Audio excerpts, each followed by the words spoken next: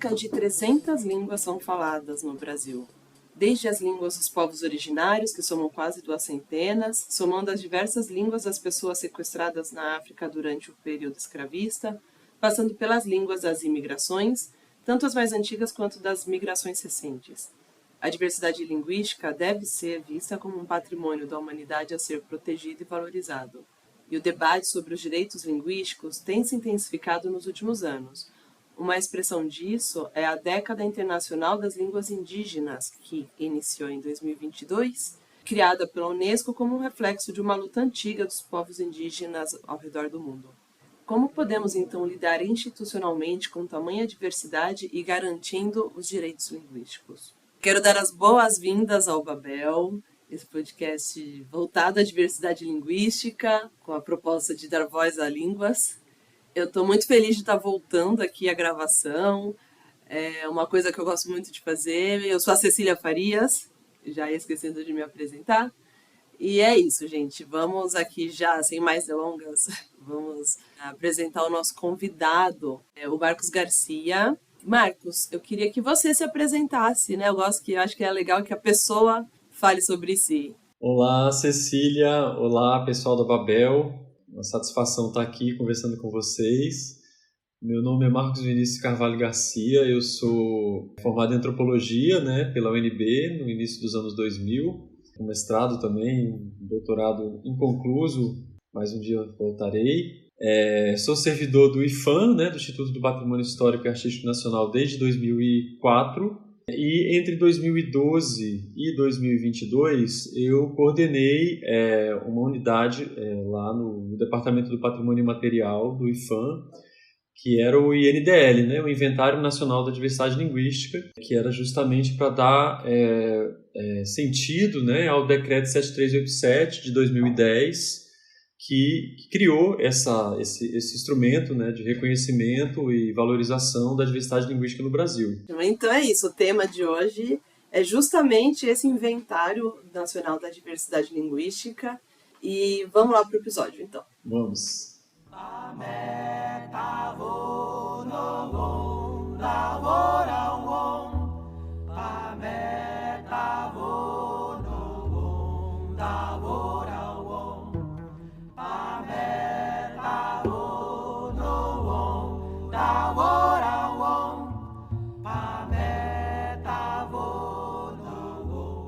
Bem, a gente aqui, né, eu e o Marcos, pensando como organizar essa conversa, a ideia que a gente teve é de dar um passinho atrás. Antes de falar do inventário em si, a gente discutiu alguns outros pontos.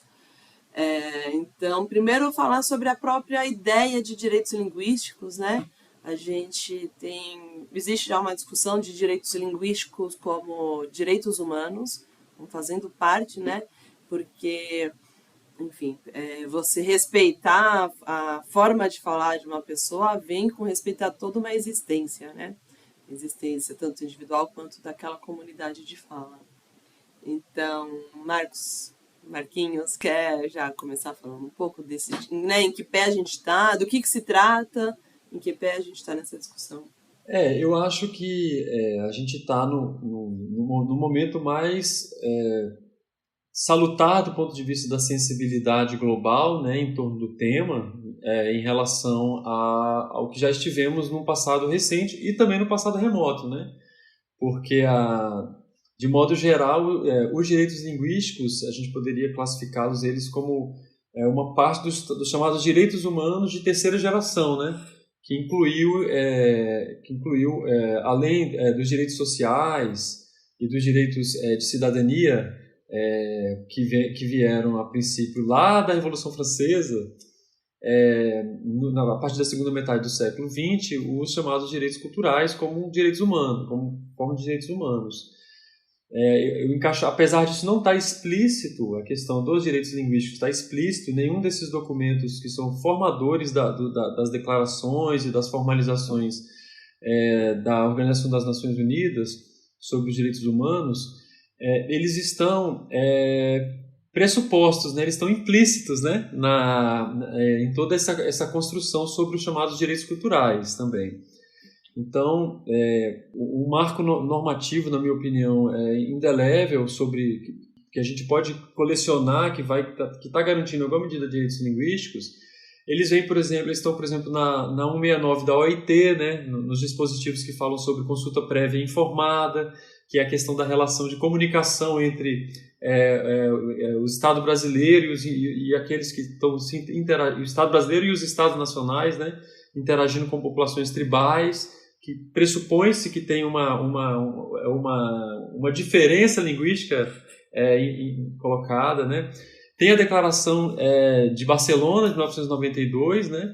Em que foi um dos momentos muito importantes de formalização de um rol de dispositivos para o apoio e problematização e publicização dos direitos linguísticos, sobretudo das populações tribais, mas não só, né? Porque ela se deu também num contexto político, né, porque estava marcado pela questão da Catalunha, em relação ao Estado espanhol, que tem uma discussão sobre direitos linguísticos bastante consistente, né, em termos nacionais, né, em termos regionais na Europa.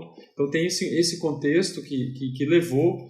E claro, né, todo o debate em torno do multiculturalismo, dessas novas vertentes filosóficas, né, da própria ciência linguística, mas também que tem anteparo na antropologia, nos estudos culturais, né?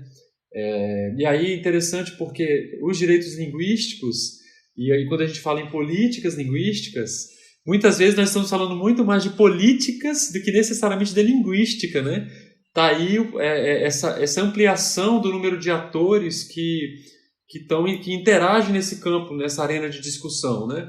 Porque ela tem vários níveis de existência, né? Desde o mais local até as arenas globais de debates, né? Sobre direitos culturais.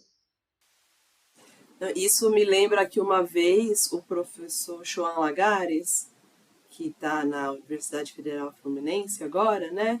Que é galego, então participa da discussão dentro do Estado espanhol também, inclusive, comentou que a parte de políticas linguísticas é a parte que os linguistas debatem, que está mais diretamente conectada com a vida dos falantes, que vai impactar mais diretamente.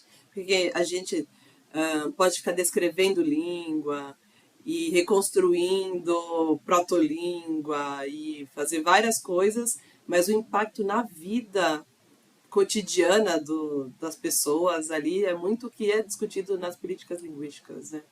Exato, não. E aí, nesse processo todo, tem a emergência, né, dos linguistas nativos, né, dos linguistas indígenas, dos linguistas locais, né, que tem também essa descentração, desconcentração de um certo saber, de uma certa técnica, né, e cada vez um processo de politização entre aspas, do saber linguístico, né? Porque né, a gente, às vezes até falar de saber linguístico é um pouco antitético, porque a gente também estamos falando na dimensão maternal, né? As línguas enquanto construção do ser, né? Do eu, né? Da existência das pessoas, das comunidades, né? Como parte inextricável do aparato mental, né? Toda aquela discussão do estruturalismo, depois do mundo da simbologia, né, da semiótica, né? Então esse é um outro componente interessante também que tem levado às questões de discussão sobre as políticas linguísticas para a importância do debate político sobre as línguas, e não necessariamente um debate linguístico sobre a política ou um debate linguístico sobre as línguas, né? Então, e a gente que trabalha nesse campo, nessa interface, de tentar de conectar essas pontas todas, que todas elas são importantes, né? O mundo do conhecimento, o mundo da técnica, né? Digamos, com o mundo da vida material, né? Da vida pragmática das pessoas, né? Então, muitas vezes a gente encontra também atritos nessas interrelações, que claro que é parte de todo e qualquer processo político.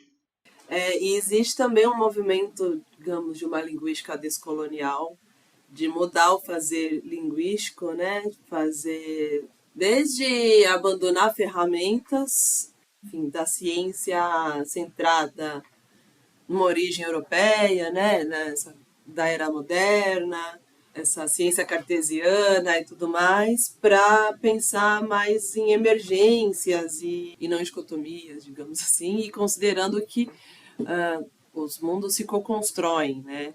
Então a língua não constrói o mundo, nem o mundo constrói a língua, digamos. Um co-constrói o outro, dos seres que estão ali interagindo, estão fazendo parte dessa construção. E também é isso, né? Parar de usar ferramentas criadas com base em estudo de línguas europeias para estudar todas as línguas do mundo, né? Repensar, né, certas descobertas, certas coisas assim. Sim, tem às vezes uma certa hegemonia, assim, digamos assim, da questão da fonologia, né, da fonética, que é um mundo de muito tecnicismo, né, assim, de treinamento, muitas vezes até excludente, né, não sei se a palavra é essa, e que muitas vezes, apesar da importância, muitas vezes não atende necessariamente as demandas imediatas das comunidades, né, dos grupos linguísticos, né, nas suas distintas escalas, né, porque também umas outras fenômenos interessantes desse processo é que não se trata de um mesmo tipo de receita a ser aplicada a todos os processos culturais e etnolinguísticos, né, das questões nacionais, né, das questões regionais. Há dimensões da ciência linguística que elas são perfeitamente aplicáveis em alguns processos, em alguns procedimentos, e elas não têm sentido algum em outros, né? Então, essa é uma outra dimensão que é interessante. Eu estou falando enquanto um observador desses processos, não necessariamente alguém que os utiliza e os pratica, mas eu digamos que eu faço uma certa antropologia desses encontros, né? Uma certa etnografia desses choques, né? Desse mundo discursivo, digamos, ele é eminentemente político. Isso. E, enfim, e ouvir as pessoas que elas não sejam só objetos de estudo, que elas sejam também sujeitos ali da construção de um conhecimento sobre elas. Exato, Né? exato. Que a gente não tenha uma postura extrativista, né? Vai lá, vamos gravar esse pessoal e depois mais nada, né? Aquela pulsão colecionista, né, assim, de uma visão de que os acervos são privados, digamos, né, porque eles são fruto de um processo de investimento, que eles são transnacionais muitas vezes, né, e também eles são parte das disputas e dos conflitos dos scholars, né, dos conhecedores, dos sabedores, dos intelectuais, né? Essa parede, a impressão que eu tenho que esse muro, que ele é muito alto e muito consistente, ele tem ganhado umas rasuras, né? Umas ranhuras, umas rachaduras, assim, né? Alguns vasos comunicantes com outras dimensões, com outros processos, e eu acho que ele vem muito também de uma série de fatores, entre eles a própria publicização e acessibilidade de tecnologias, né? Por exemplo, né, de levantamento, de gravação, de repente eu sinto que muitas comunidades, muitos grupos se tornaram relativamente independentes assim dos seus linguistas ou dos seus documentadores, né, dos seus pesquisadores, né? Então esse é um outro processo interessante, e no campo das línguas mais ainda, porque língua é necessariamente comunicação, né? Ela é um fenômeno de comunicação, ela só existe enquanto eu costumo chamar que língua é uma espécie de bote salva-vida, né? Se esse bote está furado, se ele não faz mais sentido para aquele grupo, para aquela pessoa, para aquele indivíduo, dificilmente se torna nada além do que, de repente, um objeto de decoração, né, digamos, de uma certa existência, de um certo processo identitário. Com todo respeito que eu falo isso, eu não estou dizendo porque eu não falo isso como se fosse com desapego, né? Eu falo isso lamentando ao mesmo tempo, porque qualquer processo de perda da competência linguística entre os grupos é um sinal de avaria, né? cultural, digamos, né, de conflitos e de dificuldades socioculturais, socioeconômicas, inclusive. Numa metáfora que eu uso, enfim, nas coisas que eu faço lá na minha pesquisa, a gente fala que a língua é um vírus e que os seres humanos são hospedeiros e que se não tiver humanos, não existe língua, sabe? Sim. Então é isso, não dá para ficar colecionando gravação e achar que aquilo é língua, né? Se não tem um falante falando aquela língua. E como o bom vírus vai se adaptando, né? A gente sabe bem que se adapta. Vai se transformando, vai migrando. Exato. De grupos, de seres, de faixas etárias, né? É um processo muito, muito amplo e muito complexo. Até do ponto de vista do patrimônio, né? Da captura, porque necessariamente a gente tenta fazer fotografias fantasmas, né? Porque são o elemento do saber, né? E da existência do saber, nem é do saber, mas da existência dos povos e dos grupos, que eles não são capturáveis por imagens, necessariamente. E a gente é muito orientado pela noção de imagem, né? Inclusive as políticas públicas, as construções, né? Elas são operacionalizadas muito pela visão, né? Pelo recurso da visão. E da audição, um pouco menos, mas muito mais da visão. Ainda mais no mundo que a gente vive hoje. A gente vai debater esse desafio do patrimônio mais para frente. Nossa. Porque é um baita desafio, assim, né? E é isso. Mas se a gente conseguisse tirar uma fotografia da língua, ela já ia sair defasada, né? Exato. A situação de legislação quanto à língua no Brasil hoje, como é que está? Eu avalio que tem um avanço, né? Eu acho que tem um avanço tem tido um avanço interessante, apesar de tardio, muito tardio, né? Assim, todas a legislação que em alguma medida impactou a diversidade linguística no Brasil, elas impactaram negativamente, né? Às vezes até aqui e ali com algum tipo de ou com uma completa ignorância e desconhecimento do assunto, ou com o objetivo tácito de eliminar, né, assim, de galvanizar, né, de, sei lá, uma espécie de plantation linguístico, digamos assim, né, tipo, da imposição do português, né.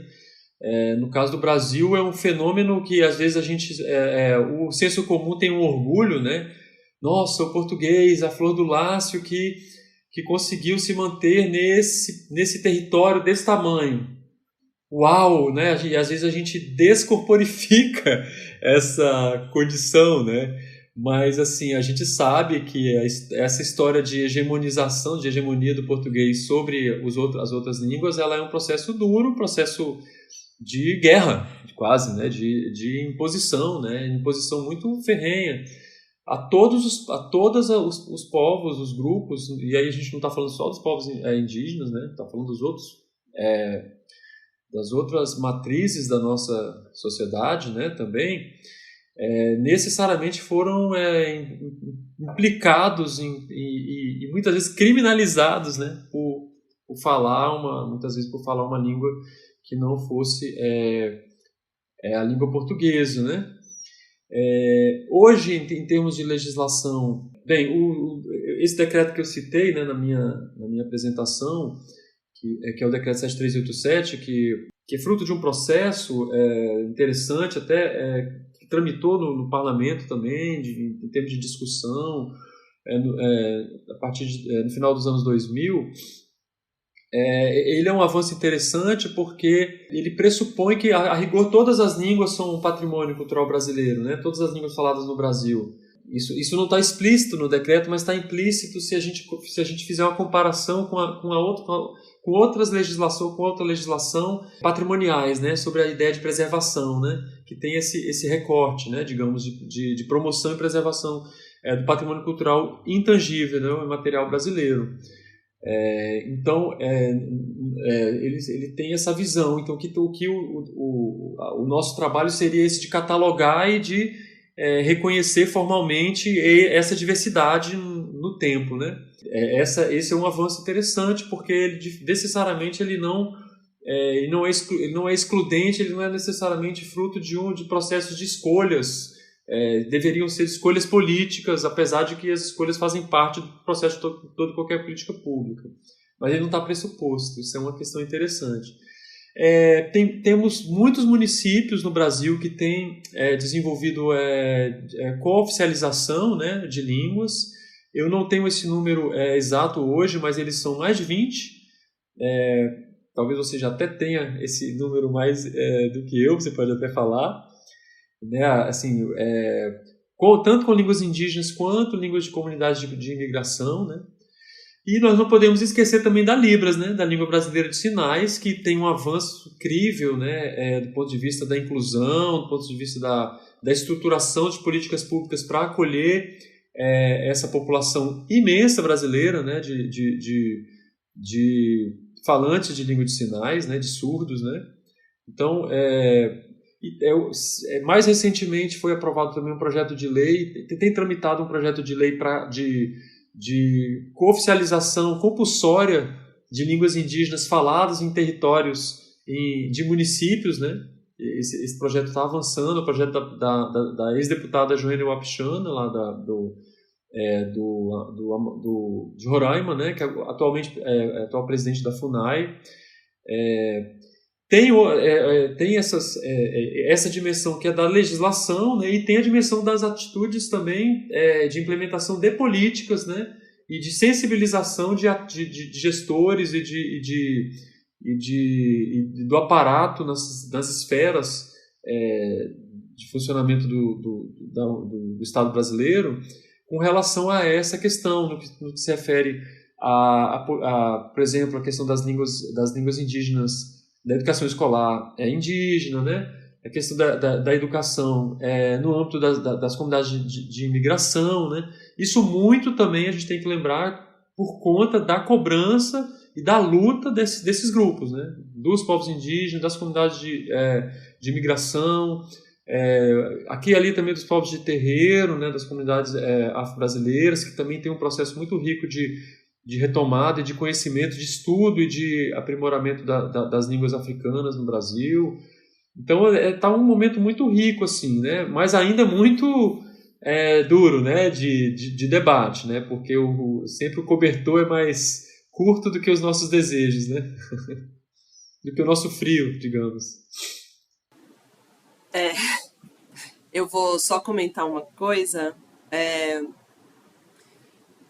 Dos números que eu tenho aqui, a gente tem tipo 40 municípios que têm línguas cooficiais, sendo que 29 são de línguas de origem europeia.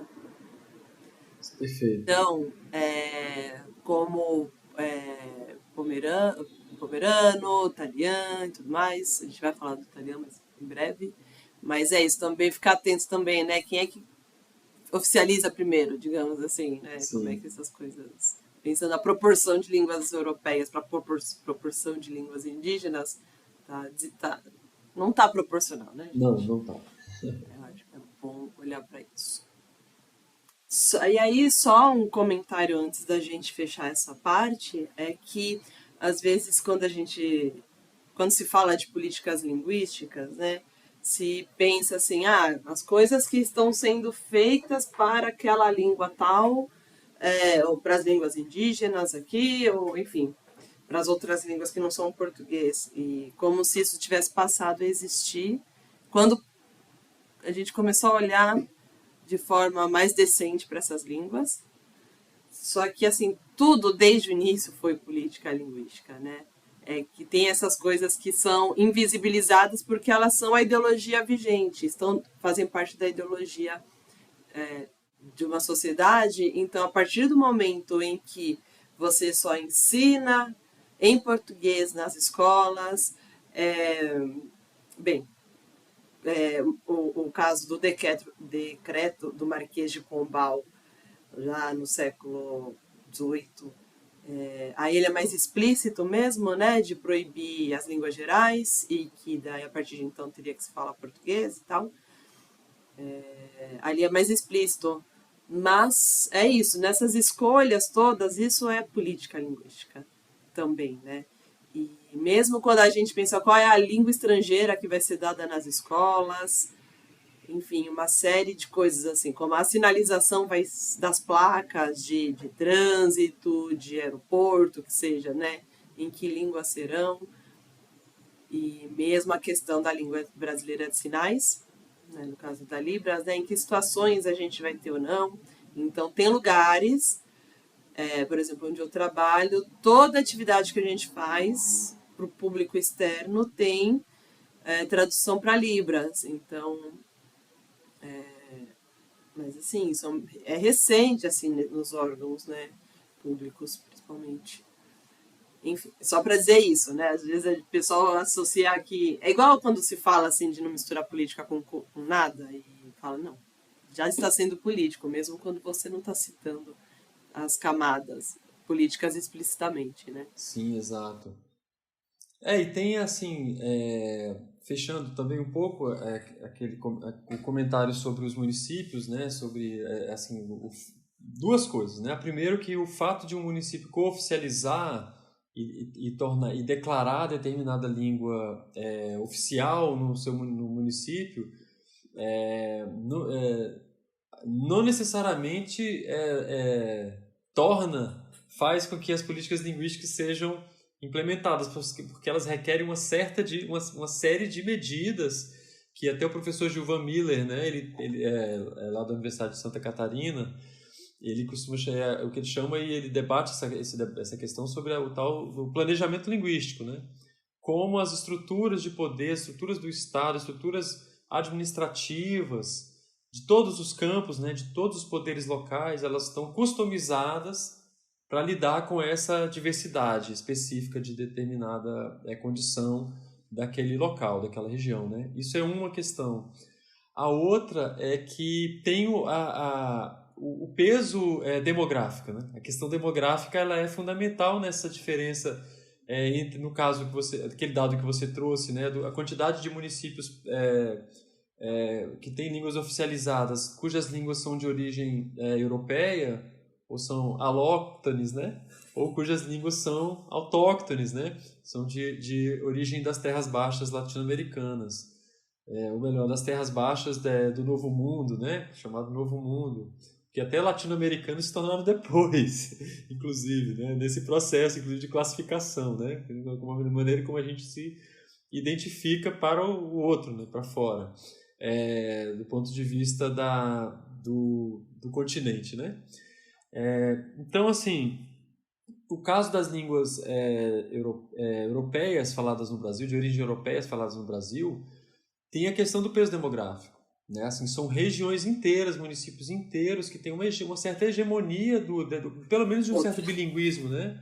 Entre uma língua europeia, a gente pode citar várias, né? E as línguas e o próprio português, né?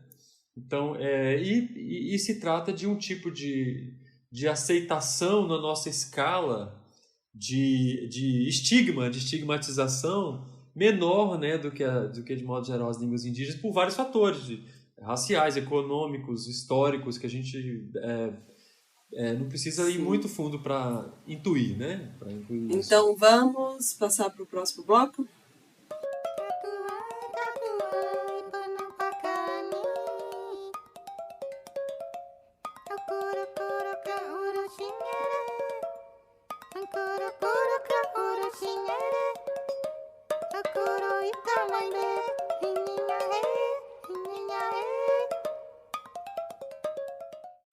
Então agora a gente vai falar mais detidamente sobre o Inventário Nacional da Diversidade Linguística, né, do qual o Marcos fez parte desse processo e tal. Então, Marcos, seria legal ser, enfim, de repente, pegando esse panorama da diversidade linguística no Brasil, trazer de onde surge a ideia do inventário, né? Assim, interessante, né? Isso tem é a história dos conceitos, né? Um pouco, né? Vamos lá. A noção de inventário, ele é um construto, vamos dizer, muito particularmente presente no mundo, na doxa, né? Do patrimônio, né? No mundo do patrimônio cultural, né? No mundo da preservação. até um pouco antes. Ela é uma característica fundante, uma das características fundantes da ideia de transmissão de bens, né? No mundo da economia, na sensibilidade econômica, na sensibilidade de construção da sociedade ocidental e, sobretudo, o capitalismo, né? Que é essa ideia de colecionar, em alguma medida, colecionar, listar, né? Para transmitir, né? A ideia de herança, né? O inventário ele é o instrumento que consubstancia a herança, vamos lá, do ponto de vista cartorário, né? Então, e aí a gente está falando de uma ferramenta, de um instrumento, de um modo de pensamento, de um conceito que ele tem raízes muito antigas, relativamente antigas e profundas, e no mundo ibérico tem um valor muito grande, né? Tem uma construção muito interessante, essa coisa da transmissão da terra em contextos de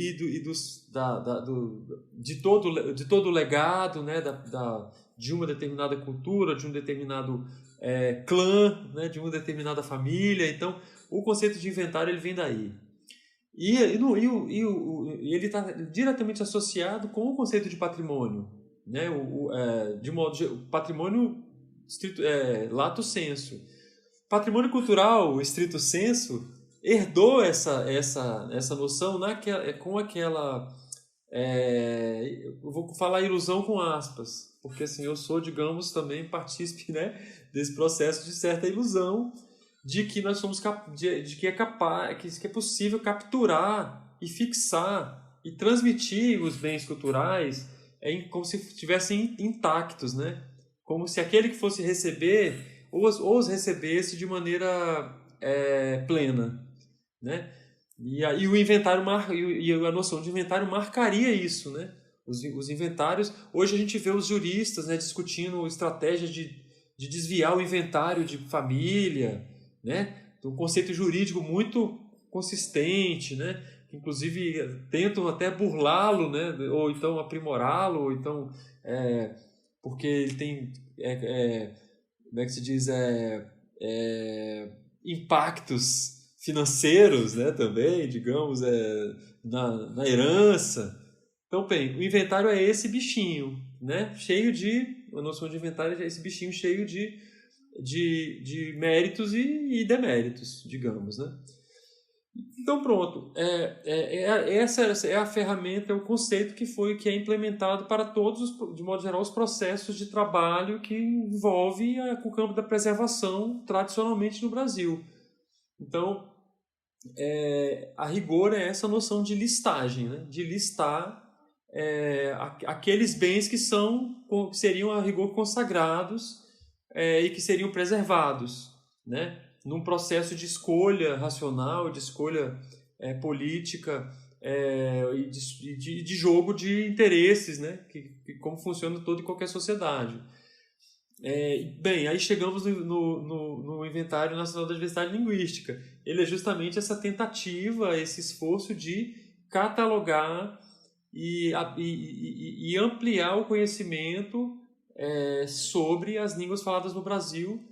É interessante que nessa coisa da hermenêutica jurídica, quando ele está falando das línguas faladas no Brasil, o tempo do verbo é muito importante, né? A gente está falando a princípio de um ponto de vista presentista, né? Tanto que todos os cálculos e os números que a gente tem apresentado são os números do momento presente. Sempre a gente faz uma remissão das línguas que já foram, que estão no passado, mas o objeto do trabalho tem sido voltado para uma espécie de missão salvacionista, né, digamos, né, desse pacote de línguas e de diversidade que se encontra no momento. Apesar de que o tempo todo a gente tem que se remeter também aos processos culturais, históricos, culturais no Brasil, como forma de também sensibilização sobre a problemática, né? É parte dessa pedagogia, né? Digamos, que o campo do patrimônio, que o patrimônio cultural tenta trazer como forma de sensibilização e de identificação dos sujeitos dessa construção imagética chamada Brasil e brasileiros, né? Que se identifiquem, né? Que se sensibilizem, que se identifiquem, que se conectem, né? com essas diversidades, com essas diferenças, com essas especificidades culturais. Daí vem assim, a ideia geral, né? Agora, também tem a história técnica, né? A história Sim, eu queria específica que desse contasse assim, um processo que eu pouco da posso também narrar metodologia, né? brevemente para Porque tem você. uma publicação, inclusive o pessoal pode acessar no site do IFAM uma espécie de cartilha, sabe? Como fazer. Você quer inventariar a língua da sua comunidade e tal? Então, siga esses passos, né? Então, tem uma Sim, metodologia para isso. Se pudesse contar um pouco dela, se você estava na concepção dessa sim, metodologia e quais foram as diretrizes, o que vocês pensaram que era importante priorizar e tal. certo. Foi um processo muito interessante, né? Muito rico, porque a gente, até de certo, na minha opinião, de certo aprendizado institucional, né? Dentro lá de um círculo relativamente muito restrito e até um tanto quanto, como é que eu posso dizer, estigmatizado lá do IFAM, né? Porque trata-se de uma instituição que muito recentemente tem se voltado institucionalmente para a questão da dimensão do patrimônio imaterial, do patrimônio intangível, né? E as línguas, a questão das línguas é uma sensibilidade que é uma questão muito mais recente ainda, né? Como uma resposta do campo das políticas culturais no Brasil para essa demanda das comunidades linguísticas, né?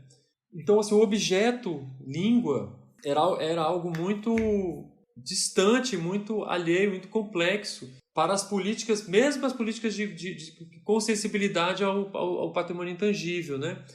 Aí tem uma história, a história que inclusive eu cheguei nesse campo das línguas, na minha dissertação de mestrado, um dos objetos, das questões que eu trabalhei foi a demanda da comunidade italiana, né, do sul do Brasil, né, falantes de italiano, que são os herdeiros e falantes de uma variedade de língua italiana, das línguas italianas faladas no sul do Brasil, no processo cultural, né, daqui, de miscigenação e de encontros transétnicos, interétnicos, que eles solicitaram o registro como patrimônio imaterial, que é o instrumento do registro de bens culturais de natureza imaterial, que era uma política recém-implementada no início dos anos 2000. Então, em 2002, 2003, chegou uma carta, um documento, lá no Departamento do Patrimônio Imaterial, no IFAM, com uma série de publicações, muitos livros escritos em italiano,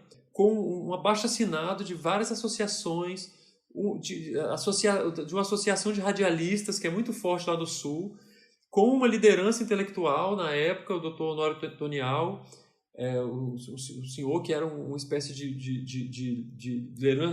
liderança intelectual, né, do movimento deles. Muito consistente esse material. E essa demanda dos italianos foi rejeitada pelo corpo técnico da instituição, que não compreendeu ou não tinha instrumentos necessários para classificar e catalogar no inventário esse tipo de processo cultural. Línguas, no final das contas, o parecer dizia não, línguas não é uma das categorias que o patrimônio material acolhe, então a gente rejeita essa demanda. A partir dessa rejeição, dessa negativa, houve todo um processo de reflexão que partiu também das comunidades linguísticas para não, a língua também é patrimônio, a língua tem que ser patrimônio, a língua tem que ser, também está no mundo do intangível, tem que ser criado o livro de registro das línguas, essa era a demanda na época, né, fazer uma breve história do processo político disso, né?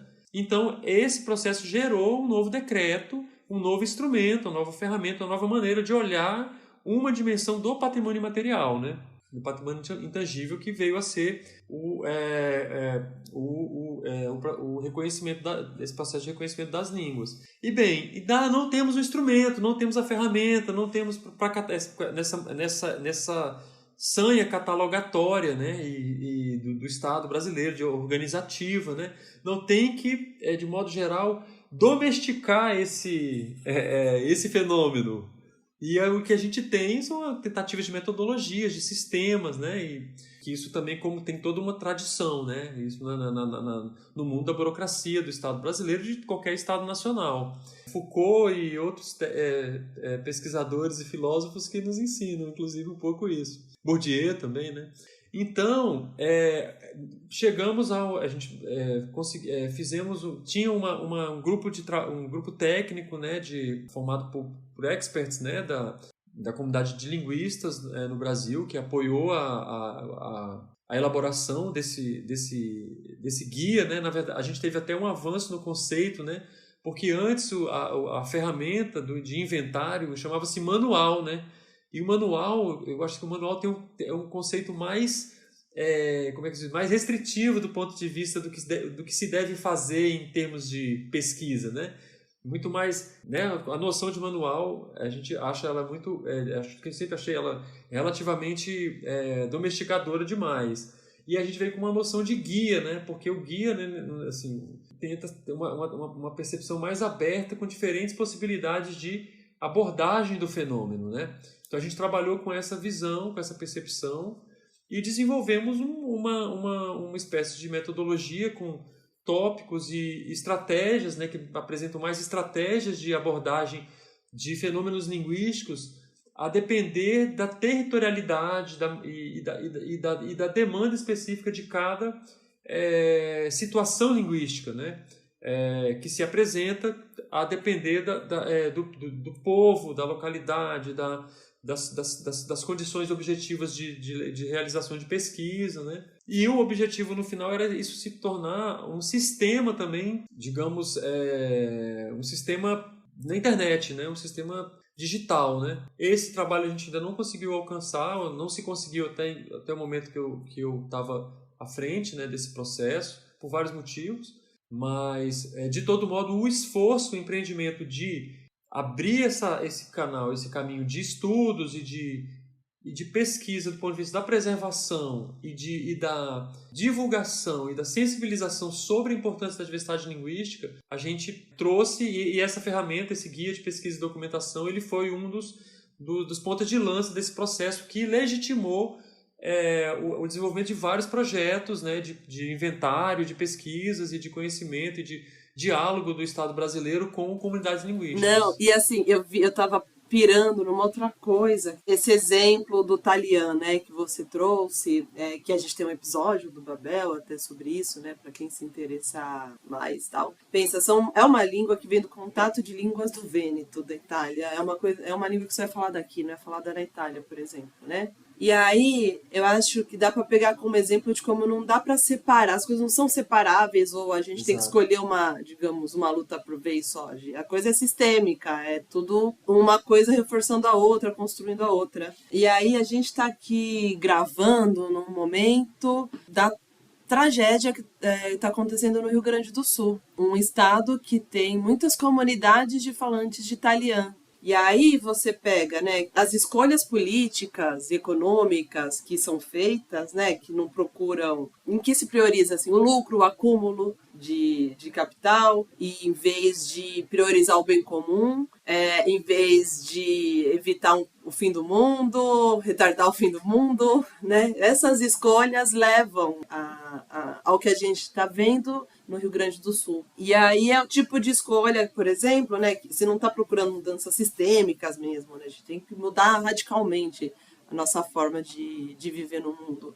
Esse tipo de escolha, que às vezes parece um outro mundo, capaz que seja, por conta disso, sejam morrendo falantes de italiano, por exemplo, né? E aí sejam morrendo pessoas que perpetuam uma cultura que é própria daqui, é uma língua que não é falada em outro lugar do mundo e tudo mais. Então, inclusive, quando a gente fala de direitos linguísticos, tem a ver com o direito de viver em paz, né? De continuar vivendo, assim, é a forma de você manter línguas, né? E aí, essa semana, até eu estava ouvindo um episódio do O Prato Cheio, que é um podcast do Joio e o Trigo, que é justamente Até que o Progresso nos Separe, o nome. E aí que eles estão discutindo essa ideologia do progresso, assim, que eu acho que tem tudo a ver com a discussão, enfim, da questão das mudanças climáticas, para além de outras questões econômicas e tal. Mas fica aí já de complemento para os debates e tal. Sim. Não, é inevitável a gente fazer essas associações. Inclusive, também quero aqui aproveitar que estamos num momento de público e também prestar minha total solidariedade, né, ao povo do Rio Grande do Sul e aos taliãs também do meu coração, às comunidades de lá. Algumas que eu cheguei a visitar pessoalmente, algumas áreas que hoje estão debaixo d'água. Entrei em contato com algumas pessoas também que eu interagir nesse tempo. Inclusive, eu tenho que falar publicamente que, se não fosse o empenho, a garra e a alta capacidade de organização das comunidades falantes de italiano no Brasil, o Inventário Nacional da Diversidade Linguística sequer existiria, porque eles foram a ponta de lança desse processo, eles compreenderam perfeitamente do que se tratava, inclusive do ponto de vista até de abrir e se aproximar do debate sobre a diversidade linguística em amplo geral, trazendo e muitas vezes defendendo e muitas vezes se conciliando, mesmo às vezes em contextos irreconciliáveis, etnicamente falando, com a pauta das línguas indígenas, né, por exemplo, da pauta das outras línguas de imigração, né, o ativismo acumulado essa expertise, esse know-how que as comunidades e as lideranças italianas desenvolveram no debate com parlamentares, no debate nas instâncias de fóruns de cultura e de educação nos seus municípios e nos seus estados, sobretudo nos estados do Sul, mas com muita presença no Rio Grande do Sul, especificamente na região da Serra Gaúcha, né, cujo hoje muitos dos municípios estão severamente impactados. Eu não posso deixar de deixar esse recado e dar trazer esse reconhecimento com relação a isso. Então, tem a ver com esses processos que são tão, às vezes, de difícil manejo, né, de difícil compreensão, porque o fato o processo de autovalorização da língua italiana por ele, inclusive eles em grande medida enquanto povos e comunidades tradicionais, abriu o diálogo desse grupo, desse estoque populacional brasileiro com outro estoque populacional brasileiro dos povos indígenas, por exemplo, né? Ampliou essa sensibilidade dentro desse grupo que a rigor se esperaria que se espera, e é comum, e isso acontece no Brasil, que vivem em conflito, né? Historicamente têm vivido conflitos, né? Territoriais e também de natureza cultural. Então, o ativismo linguístico, ele é uma estratégia de tolerância entre os grupos, entre os povos, inclusive. Essa é uma questão que precisa ser matizada. Perfeito, você deu ótimas aspas agora, inclusive, pensando se eu fosse jornalista, assim, sabe? Ah, que bom. Não costumo ser muito bom de aspas, não. Eu sou meio prolixo. Mandou bem agora. Então, acho que só mais passar por um pouco aquela discussão sobre a relação entre língua e patrimonialização, né? Porque línguas são ações, né? Como patrimonializar ações? Às vezes a gente tem uma discussão que foi feita com o professor Reginaldo Gonçalves, que eu conheci graças a você, Marquinhos, está na UFRJ e tudo mais, e né, ele traz essa ideia de como patrimonializar também é deixar coisas de fora. Acho que o primeiro passo é você definir fronteira, né? Então você patrimonializa uma coisa, mas todo o resto não está.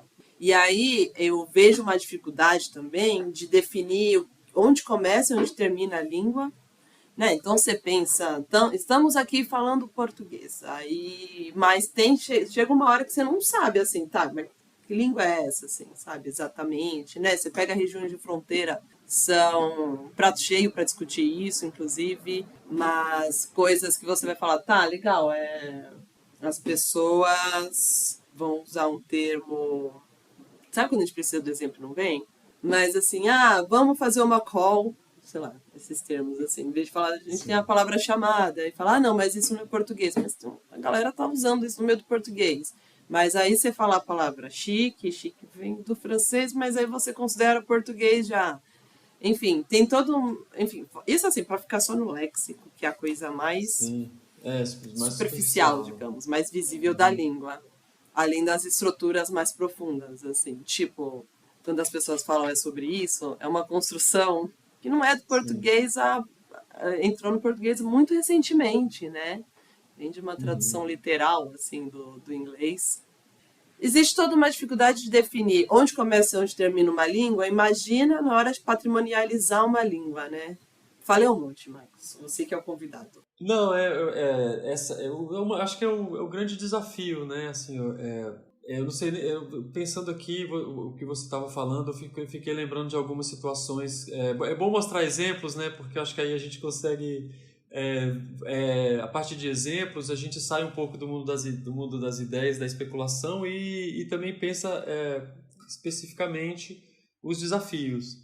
Fui convidado por uma instituição de cultura do Uruguai, né? Eu e uma outra colega, para discutir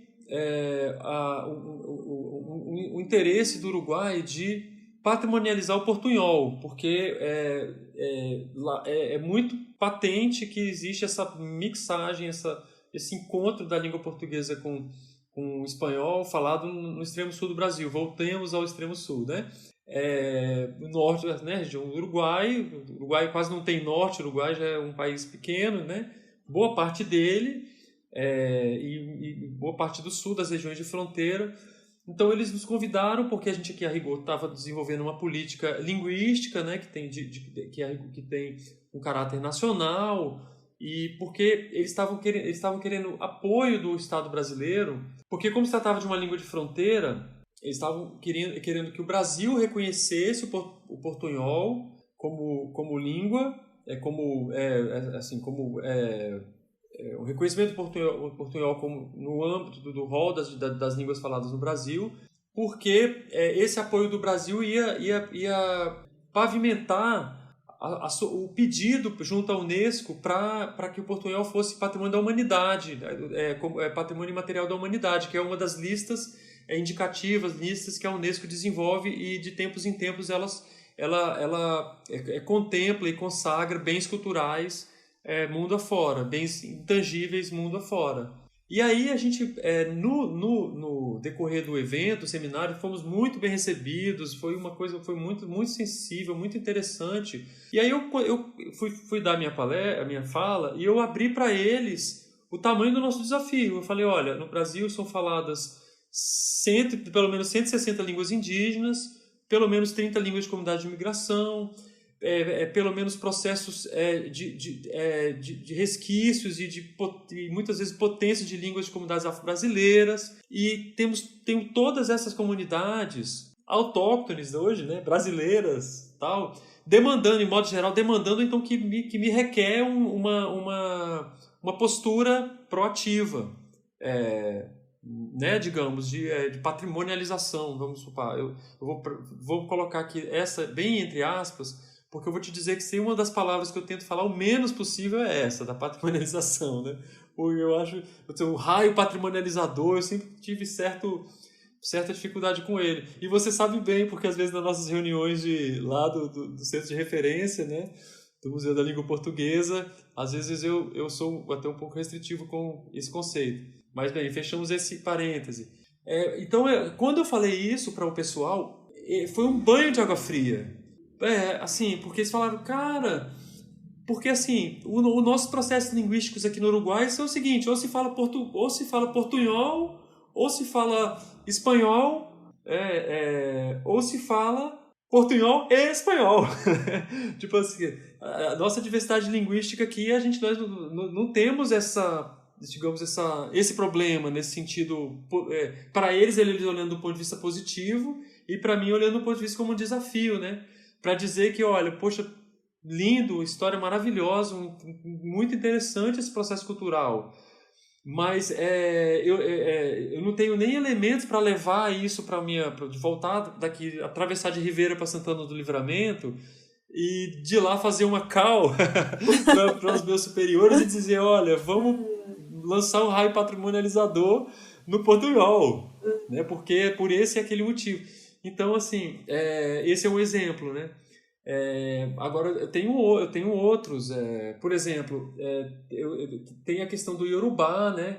Que é uma língua falada no contexto de matriz africana, ritual, né? Afro-brasileiro, né? Que tem uma história específica, que tem um mundo muito hermético até, inclusive. Não sei nem se a gente pode dizer, em sentido estrito, que se trata de uma língua falada nesses contextos, no sentido clássico do que é falar uma língua, né? Daquela ideia do automatismo, né? De pensar nessa língua e falá-la sem... Ou então refletir sobre qualquer assunto nessa língua, né? Pô, a gente tem, hoje é mais uma língua de ritual, uma língua que tem uma função, digamos, né, do ponto de vista nessas casas. E aí, o que é o conceito de falar uma língua, né, para lançar o raio patrimonializador, digamos? Vamos lá. Essa é uma outra questão, outra sensibilidade. Como capturar esse processo cultural de modo que a gente mude um estatuto, e aí a fórceps, entre as, mude o estatuto de existência de determinado fenômeno de um jeito de ser para outro. Porque nós temos um conceito mais amplo que está definindo o que é falar, o que é ser naquela língua. Minha posição, o meu ponto de vista pessoal é de que os processos, se trata de um processo plural, cujas definições são múltiplas, né, sobre o que é esse estatuto, sobre o que é esse ser, sobre o que é essas formas de classificação do fenômeno. Acho que são fenômenos, né? Fenômenos linguísticos, né? Nem o conceito específico de língua muitas vezes cabe, né? Porque, e ao mesmo tempo nós temos que ser relativamente cautelosos, porque senão imagino tanto sotaque, né? Das fronteiras, sei lá, o meu amigo pernambucano fala que o paraibano do outro lado da divisa lá do estado fala diferente dele. Eu vou tentar ouvir e inclusive replicar e, digamos, né, e tentar imitá-lo, aprender, sei lá, como dizer, para mim não vai fazer tanta diferença. E aí a gente também tinha essa visão muito, essa postura muito fixa, né, de que nós estamos tratando com o conceito de diversidade linguística, e o conceito de diversidade linguística, a rigor, não está cabendo a nossa língua materna. O português, porque o português já existem diversas políticas linguísticas voltadas para ele em âmbito nacional e em âmbito internacional. Essa foi uma outra das diretrizes que a gente tomou, o que não significa que nós não vamos discutir e não vamos debater as questões do português em relação às outras línguas, né? Que aí é uma questão de política linguística também, né? Bem, falei muito também, mas a gente pode seguir. Mas é assim que eu quero mesmo. Convidar a pessoa e a pessoa ficar quieta. Tá bom. Depois usa aí o corte, né? As estratégias de A gente edição. gosta de gente que fala, porque fala com muito envolvimento com o tema, inclusive, né? Ah, sim, isso com certeza. Fui capturado por esse tema e ele me mobiliza e motiva muito. É uma das coisas que me move muito também. Bem, depois dessa discussão, desse monte de coisa que você trouxe pra gente, então vamos encaminhar aí para próximo bloco.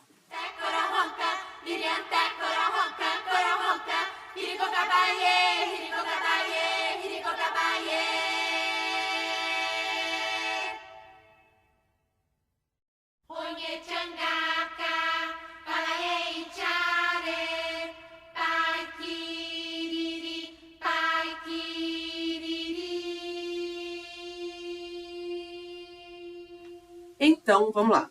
Nesse momento a gente vem com recomendações, né? Tanto sobre o tema, em formatos diversos e tal. Quer começar trazendo assim, o que você trouxe pra gente, assim, de referência, de como continuar se envolvendo com o tema? Então, a primeira referência que eu sugeriria, que eu sugiro, que eu acho que foi um dos trabalhos que mais, que era, na verdade, foi a efetivação de um sonho, né, e de um devaneio, fantasmagoria que eu tive há muitos anos atrás, quando eu trabalhava na FUNAI, né, ainda, no início da minha trajetória profissional, que eu conheci o mapa etnohistórico do Brasil e regiões adjacentes, né, do Curto Mendaju. E se trata na minha opinião, de uns estudos, de um dos documentos sobre a territorialidade e a diversidade linguística e étnica brasileira mais importante, né? Um documento incrível, né? Produzido por um dos maiores pesquisadores dos povos indígenas e das línguas indígenas no Brasil. E esse documento dele é um grande... tem características... sistêmicas, né, digamos assim, né? Ele é um trabalho incrível de mapeamento e de classificação que o Nimendaju colocou em formato como é que se diz, no plano cartesiano, né? Então, um palimpsesto de informações e uma diversidade de conteúdos, cujo o mapa, o documento original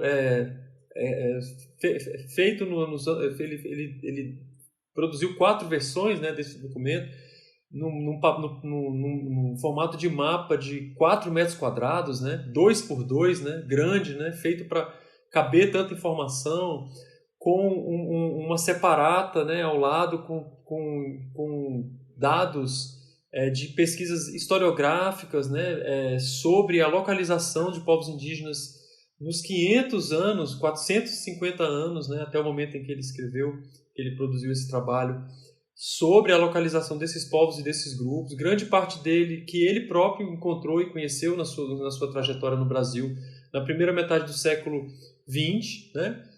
O Kurt Mendaju, ele é Kurt Unckel, né? Ele era um alemão, né, da Alemanha, da Renânia, né, da região central da Alemanha, e veio para o Brasil no início do século XX, trazido pelo interesse pelos povos indígenas. E nós, além de reeditar esse documento, né, nós fizemos todo um trabalho de digitalização do mapa original, que estão nos acervos do Museu Nacional, tanto o mapa original que pegou fogo no incêndio fatídico e trágico de 2018, né, que levou uma boa parte do próprio acervo documental sobre línguas e povos indígenas que o próprio Curso Mendaju havia produzido, né? Então foi uma perda irreparável, uma boa parte de um acervo, e se não fosse alguns pesquisadores que tinham feito cópias desse material durante a pesquisa, entre eles Helena Welper, né? Entre elas, né, no caso. Então nós fizemos uma digitalização em alta resolução desse documento, das 2 versões dele, tanto a que tem no Museu Emílio Gueldi, em Belém do Pará, quanto a do Museu Nacional do Rio de Janeiro, que hoje não existe mais, esse documento. E a gente digitalizou ele em alta resolução ao ponto de que, se alguém quiser imprimir no formato original, hoje consegue, né? Pega o arquivo no site do IPHAN e pode fazer um belo de um quadro que eu já fizemos, e eu recomendo. E esse trabalho, ele ajudou a gerar, inclusive, só para complementar, quem estiver em São Paulo, vai na sede do IPHAN em São Paulo, aí perto da Maria Antônia, tem o quadro, tem esse mapa impresso lá na entrada.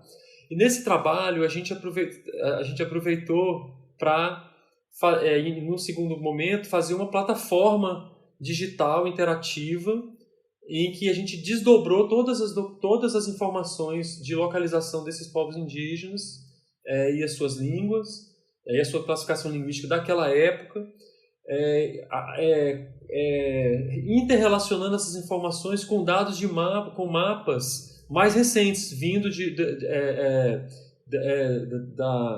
do GeoServer, né, do GeoServer da FUNAI, GeoServer do ICMBio, né, as unidades de conservação, os limites dos municípios, os limites dos estados, de modo que é possível fazer interação de vários tipos de informações, tendo como base principal a informação étnico-linguística, né, dos povos, muitos deles já extintos, né, na sociedade brasileira, no Brasil, outros ainda existentes, persistentes, outros que migraram, né, de uma região para outra. Então, essa plataforma é bem interessante. Eu recentemente utilizei ela, escrevi um artigo que em breve vai sair, que eu fiz um exercício de localização e de reflexão sobre um povo indígena que hoje reivindica seu território, que foi considerado por mais de 50 anos extinto, que hoje reivindica seu território na região da Baixada Maranhense, né? Os Gamela, um povo cujo próprio Curso Mendaju visitou nos anos 30, né? Visitou em 36 para aferir a condição indígena, a condição lá na época, porque também naquele tempo já se imaginava que esse povo havia sido extinto, e eles hoje estão aí reivindicando estão se reorganizando etnicamente, né? Então eu fiz um exercício, em breve esse artigo vai estar publicado, eu fiz um exercício de, a partir do mapa do Mendaju, dar sentido, o que é um documento histórico, um documento irrefutável, dar sentido à existência histórico-cultural no momento presente daquele povo, a partir da própria documentação que o próprio mapa do Mendaju apresenta e os documentos históricos que ele indica, e que pela plataforma é possível acessar diretamente o link do documento original. Não precisa ser um pesquisador que precisa ir direto para um arquivo de uma biblioteca que seja, para buscar um documento histórico do século XVIII. Como, por exemplo, no caso dos Gamela, uma carta régia do Império Português doando uma sesmaria para eles, né? Um documento desse tipo que é possível acessar por essas ferramentas, pelas novas tecnologias. E o mapa do Mendaju é mais uma ferramenta que ajuda nessa visão da questão da territorialidade dos povos e das línguas. Esse é um que eu recomendo, né? Eu acho que esse é um trabalho que me deu muito orgulho de fazer, eu acho que tem muitos desdobramentos interessantes do ponto de vista dos próprios povos indígenas, né? Inclusive. Cara, e mapa é muito legal. Tipo, enquanto você falava, eu estava fuçando aqui na plataforma, né? E tem as camadas de informação que você pode ir acrescentando ao mapa. Gente, é muito legal o mapa. Eu acho que se eu pudesse só fazer mapas para explicar as coisas que eu sou doido. É muito legal. Sou doido com mapa. Eu sou muito assim, acho muito interessante esse recurso visual e com as possibilidades da internet, das novas tecnologias. Esse mapa ele pode ser um hub inclusive o código dele é aberto, então eu inclusive até convido os especialistas desse mundo digital e desse mundo da programação, né, de fazer outras interações a partir dessa ferramenta base, né? Lembrando aqui que esse trabalho foi feito junto com a Universidade Federal do Pará, né? Meu colega, o professor Jorge Lopes, foi parceiro na concepção e na execução dele, com uma equipe também de outros colegas, junto com a cooperativa EITA, né? Que deu sentido, conseguiu ler, entender, né? Do ponto de vista da tecnologia da informação, a nossa loucura, né? Digamos, a nossa concepção, que eu não conheço das ferramentas, mas eu sabia o que queria, e eles conseguiram fazer a interpretação disso. Então, tenho que lembrar esse processo, isso também para dar valor a quem é de valor. Ótimo. Vou trazer uma aqui também, depois você fala mais as suas. Para assistir um filme que saiu, é bem recente, que chama Línguas da Floresta, é produzido pela Juliana de Carvalho, e ele está na plataforma Cine Brasil. Vou deixar o link na descrição do episódio, mas ela produziu, eu devia ter pegado o nome do diretor agora, mas depois eu vou colocar lá no site, no blog do Fabel. Uhum. Mas tem esse caminho assim por alguns povos indígenas. Inclusive ali tem pessoas que trabalham nomes históricos também da linguística indigenista no Brasil, e tanto com gente mais nova também que está fazendo um trabalho muito bom. Sim. Recomendo bastante para ouvir ali. E isso é quase um preparo para um próximo filme produzido pela Juliana de Carvalho, que vem por aí, que ele nem em português é falado. Uau! É só com línguas indígenas. Mas é isso, fica no ar. Os experimentos no campo das línguas, eles são infinitos, né? Assim, eles têm uma potência muito interessante, assim, os desafios da tradutibilidade, por exemplo, né?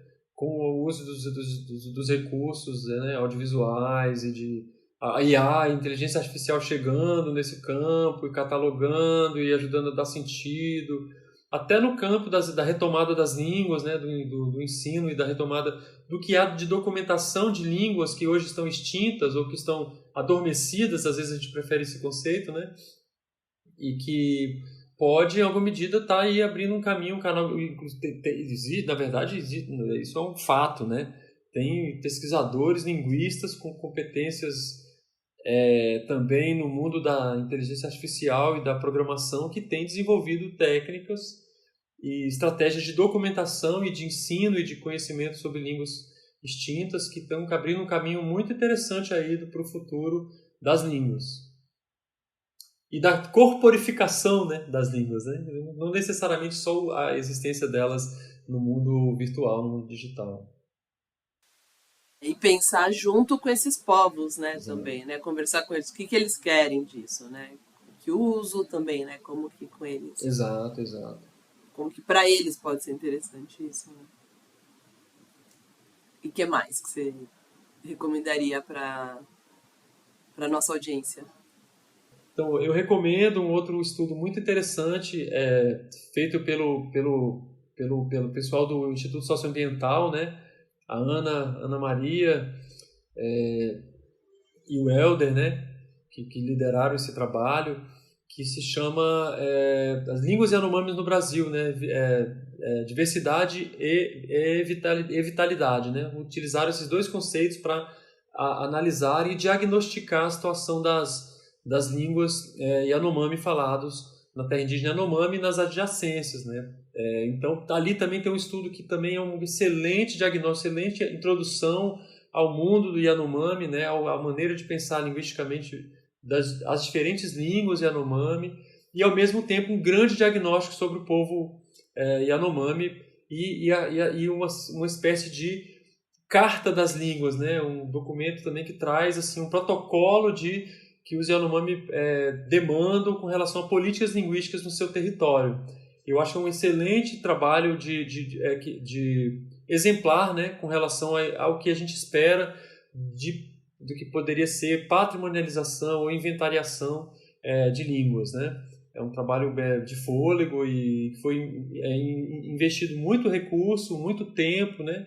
E muito investimento, inclusive dos Yanomami, do ponto de vista da própria metodologia de trabalho, da participação de pesquisadores, o uso de tecnologias também de gravação e de elaboração desses materiais originais produzidos pelos pesquisadores que trabalharam, inclusive, na tradutibilidade dos conceitos internamente às línguas Yanomami, né?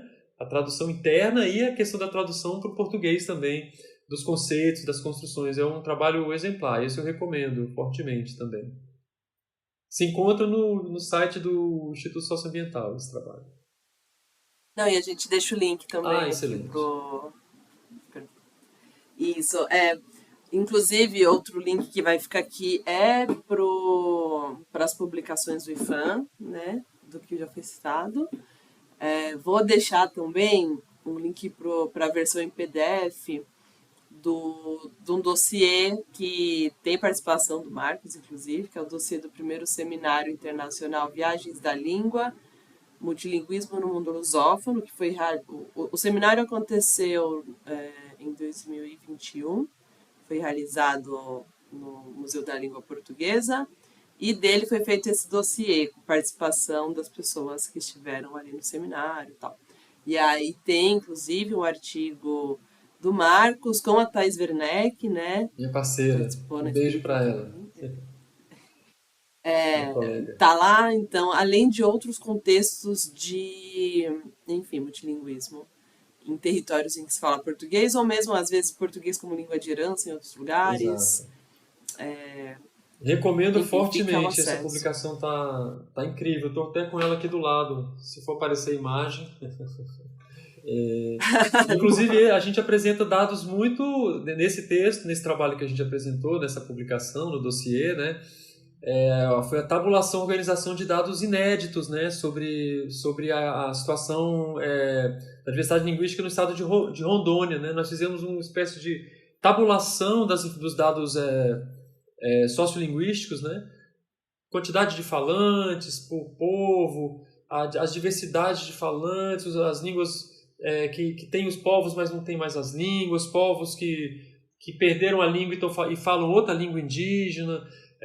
Tem uma série de dados que mostra, num contexto relativamente pequeno, menor, né, numa escala menor, mas ao mesmo tempo muito grande, que é de um estado inteiro de Rondônia, um estado importantíssimo do ponto de vista da diversidade linguística indígena no Brasil, né, muito importante,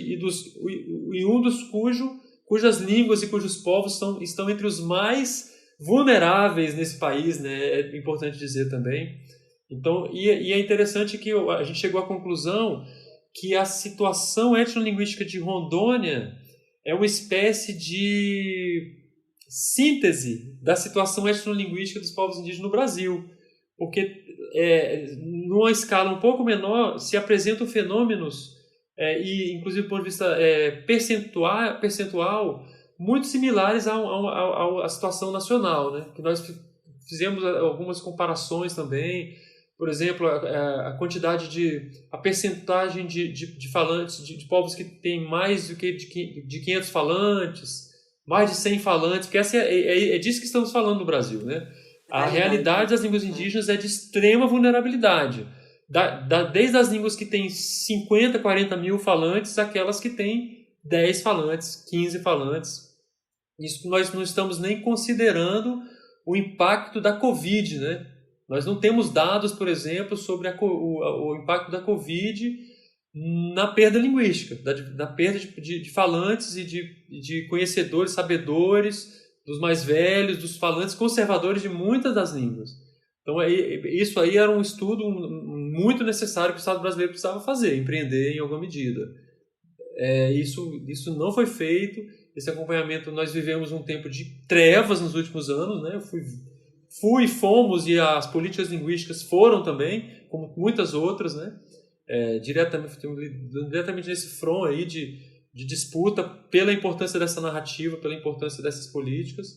Então, houve uma certa interrupção desses processos de acompanhamento, né? Os dados que a gente lidou mesmo, o caso de Rondônia, foi levantado pelo Museu Emílio Gueldi entre 2015 e 2018, né?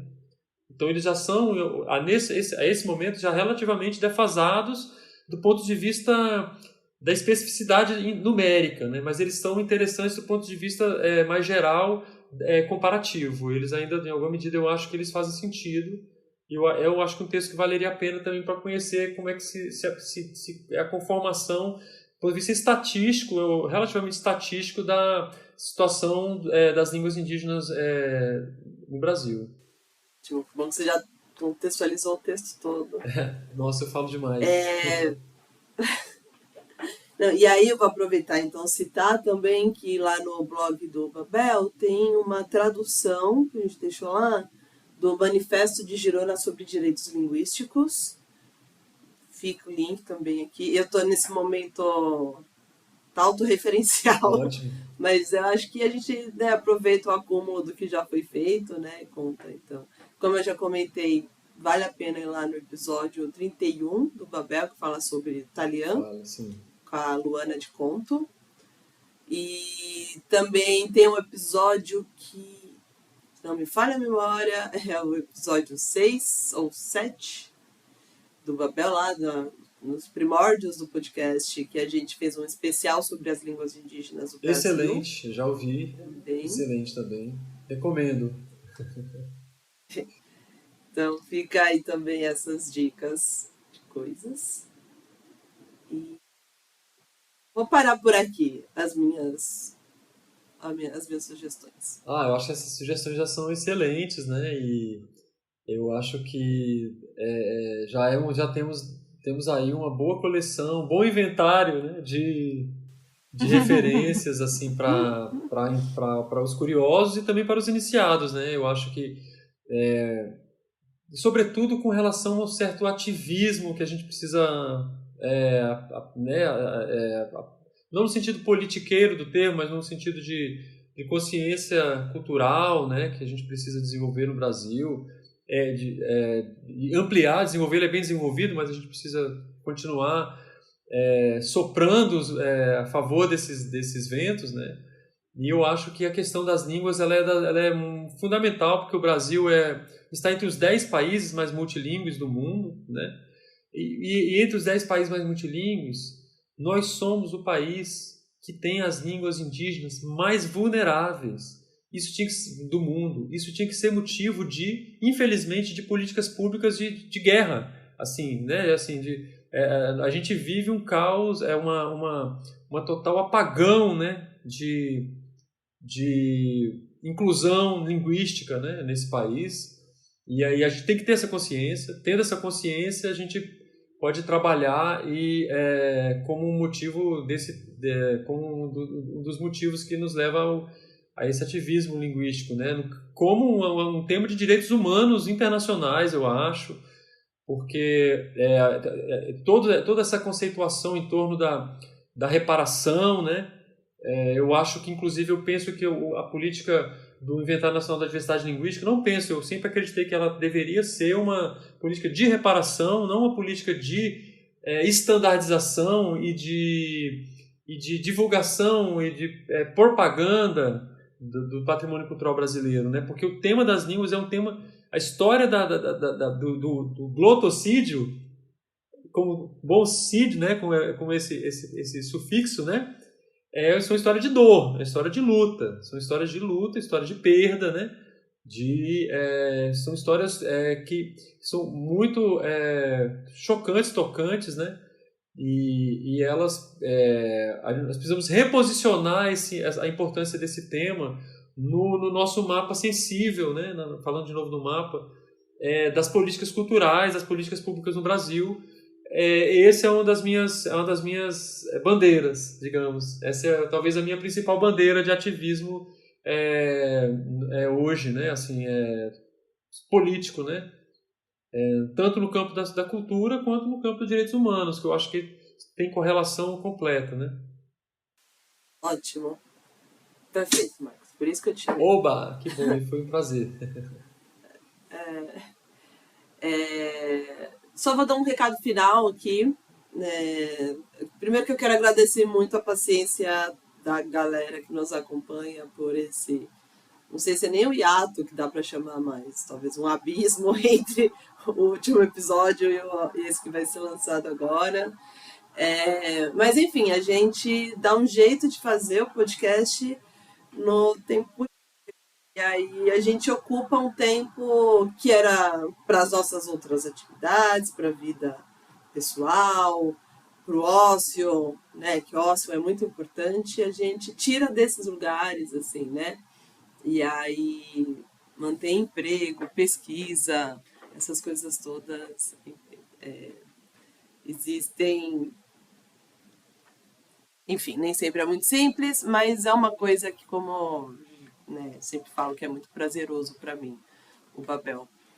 E eu aproveito para falar das coisas que eu gosto também e trazer pessoas que podem complementar coisas. E é isso, usar a língua como uma das formas de discutir o mundo.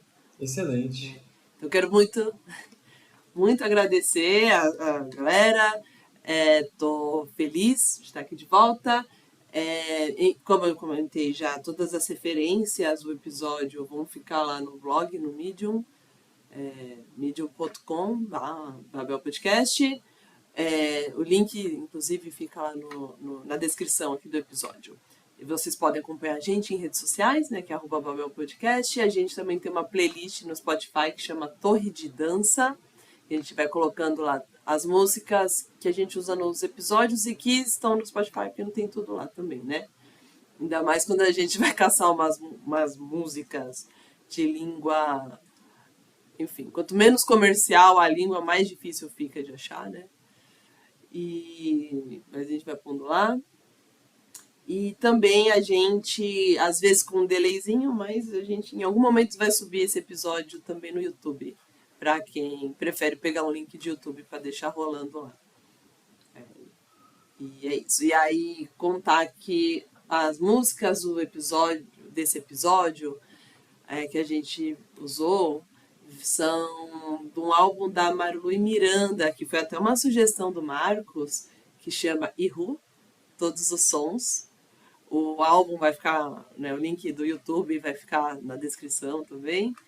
E é um disco que vem de pesquisa, de imersão mesmo, né? Entre as musicalidades das nações indígenas que vivem no nosso país, né? Uma pesquisa que vem lá desde a década de 70. Então tem em diversas línguas, músicas e diversos padrões musicais, inclusive, né? De acordo com o povo. Então tá, pessoal, essa música que vocês vão ouvir agora, então, é a primeira música do álbum da Marlui que eu citei, que é Chori Chori, que é do povo de Oromiti, justamente de Rondônia. Até mais, pessoal. Tchau, tchau.